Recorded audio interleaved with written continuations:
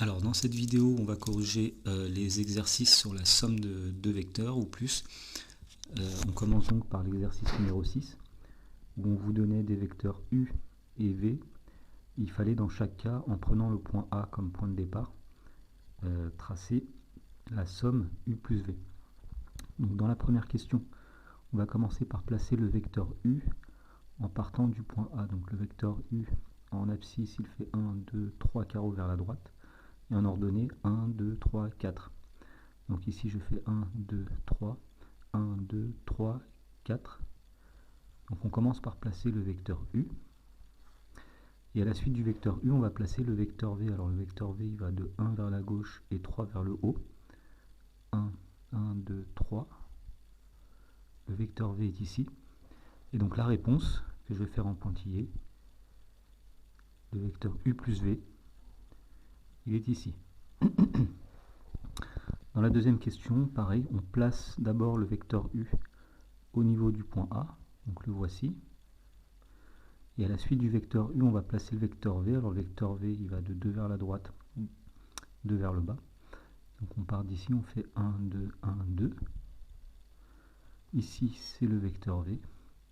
Et donc le vecteur U plus V que je fais en pointillé, ici, il est obtenu en prenant le point de départ et le point d'arrivée. Dans la question 3, on fait la même chose, on part du point A. On applique le vecteur U, donc 1, 2, 3, 1, 2, 3. Je pars de A, je fais 1, 2, 3, 1, 2, 3. Et ensuite, on applique le vecteur V à partir de ce point. 1, 2 vers la gauche, 1, 2 vers le bas. Donc 1, 2 vers la gauche, 1, 2 vers le bas. Et donc le vecteur U plus V, c'est celui-ci. Voilà. Et pour finir, le vecteur U plus V, donc le vecteur U a déjà pour origine le point A. On va placer le vecteur V à son extrémité. Donc 1, 2, 3, 1, 2. 1, 2, 3, 1, 2. Donc ici, vous avez le vecteur V. Et donc le vecteur U plus V est ici. Voilà. Alors dans l'exercice numéro 7, vous aviez cette figure. Donc ADCG est un carré. AGFE est aussi un carré. Dans la première question, on demandait de déterminer l'image du point D par la translation de vecteur DA suivi de la translation de vecteur AF.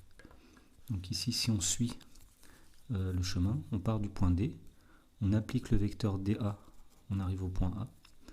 Ensuite, on applique le vecteur AF, donc ici on arrive au point F. Donc la réponse était le point F. Dans la question B, alors attention, il y avait une petite erreur d'énoncé. Ce qu'on demandait, c'était non pas DA plus DF, mais c'était DA plus AF. Et donc d'après la question précédente, vous voyez que si vous partez de D, vous arrivez à A, puis ensuite si vous appliquez le vecteur AF, vous arrivez au niveau du point F, donc c'est le vecteur DF. DA plus AF, donc DF. Dans la question numéro 2, alors il s'agissait de calculer des sommes de vecteurs. Tout d'abord, c'était DA plus AG. Alors, quand on applique le vecteur DA, et ensuite on applique le vecteur AG, on obtient le vecteur DG. Dans la question B, c'était DA plus DG.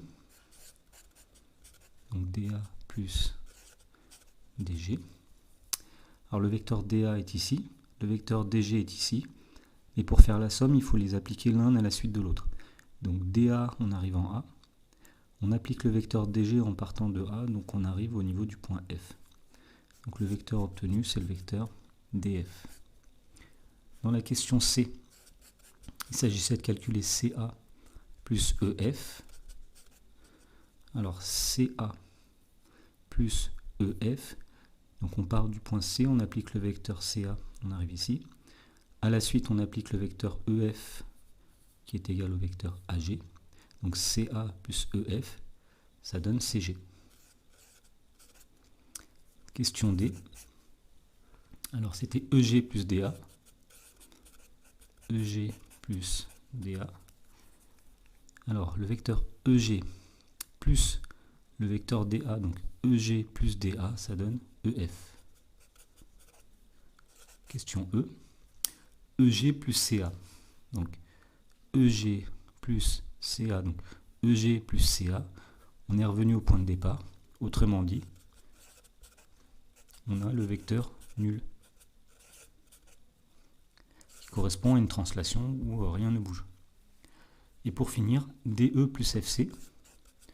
Donc DE plus FC, c'est égal. Alors DE, on arrive ici. Le vecteur FC est l'opposé du vecteur DE. Donc DE plus FC, on est revenu au point de départ. C'est le vecteur nul. Alors dans l'exercice numéro 8, on vous disait que ABCD est un parallélogramme. Et on demandait de construire le point E qui est l'image du point D par la translation de vecteur BC. Donc il s'agit d'appliquer le vecteur BC en partant du point D. Donc vous arrivez quelque part ici, donc le point E est ici. Voilà, donc ça c'était la première question. Et dans la deuxième question, on disait, premièrement, de donner sans justifier deux vecteurs égaux au vecteur ED. Alors tout d'abord, on peut dire que le vecteur CB il est égal au vecteur ED. Et une deuxième égalité qu'on peut donner, c'est que le vecteur ED est égal au vecteur de DA. Pardon. ED, c'est DA. Et dans la deuxième question, la question B, alors il s'agissait d'abord de calculer AB plus BC. Donc si je fais le vecteur AB puis le vecteur BC, c'est comme si je faisais le vecteur AC.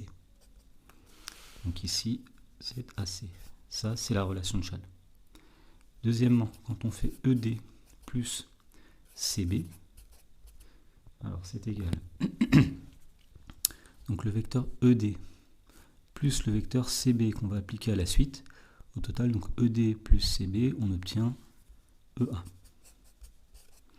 Et pour terminer, on demandait AB plus AD. Alors le vecteur AB, il est ici. Le vecteur AD est ici. Donc quand on lui met les uns à la suite de l'un à la suite de l'autre, AB plus AD, ça fait le vecteur AC. Voilà.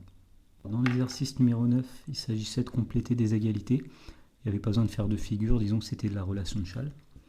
Alors dans la première question, il fallait compléter donc ici par le point B et ici par le point C. Et vous constatez que BE plus EC, ça fait bien BC. Par exemple, si vous avez le point B, le point E, le point C, BE plus EC, ça donne BC.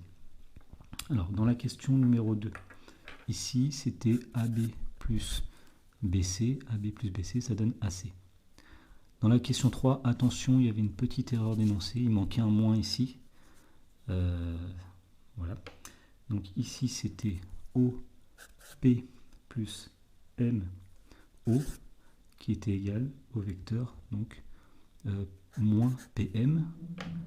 Alors, explication. Ici, donc OP plus MO. Si on les remet dans l'ordre, ça fait MO plus OP. Autrement dit, c'est MP. Et le vecteur MP, c'est l'opposé du vecteur PM. Et pour la question 4, donc il suffisait ici de mettre AD plus DM plus MG. Et à la fin, vous obtenez bien le vecteur AG.